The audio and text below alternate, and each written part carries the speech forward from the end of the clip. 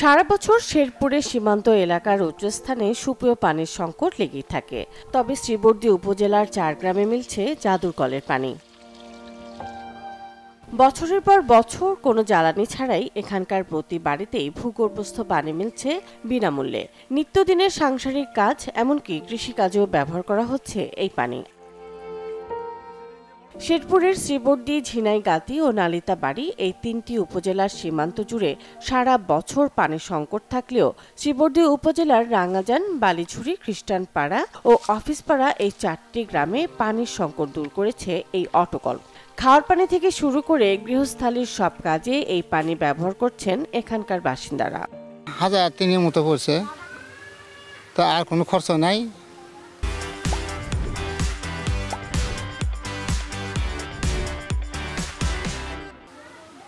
আঙ্গুরে এই পানি দিয়ে খাওয়া দাওয়া চলে, খেতেও তো পানি যেতেছে কিছু 1-1.5 কেজি আওয়াজ চলে। এইটা সরকার যদি ইচ্ছে করে সরকার এই পানিটা সংগ্রহ করি, এরপরে এটা অপচয় হইতেছে পানিটা, এরপরে মনে করেন যে এই পানি দিয়েই আবাদ ফসল সব কিছু হয়।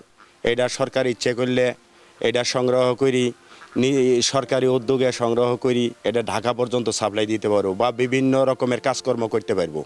শুধু তাই নয়, অনবরত মাটির নিচ থেকে বের হওয়া এই পানি চাষাবাদের কাজেও লাগাচ্ছেন কৃষকরা। এই পানিটা ক্ষেতের পানিও চলে, নিজের খাওয়াও চলে। পানিটা আল্লাহ দিলে আঙ্গুর উপকার। এই আনুমানিক 20 বছর থেকে বাড়ি করছি। এরপরে মনে করেন এই টিউবওয়েলটা 40 ফিট পাইপ দ্বারা নিয়ে করার পরে এইভাবে প্রায় 20 বছর থেকে উঠতেছে। এরকম আমরা এই পানি দিয়ে প্রায় 15 কাঠা বা 1 একর জমি আবাদ করে থাকি। 2 ইঞ্চি পাইপ দিয়ে 50 থেকে 60 ফুট গর্ত করে সেই গর্তে 5 থেকে 6 ফুটের ছোট একটি পাইপ বসাতে হয়। এরপর সেখান থেকে অনবরত বের হয় সুপেয় পানি। স্থানীয়রা এই স্রোতধারার নাম দিয়েছেন অটোকল বা জাদুর কল। Desk report, channel 24।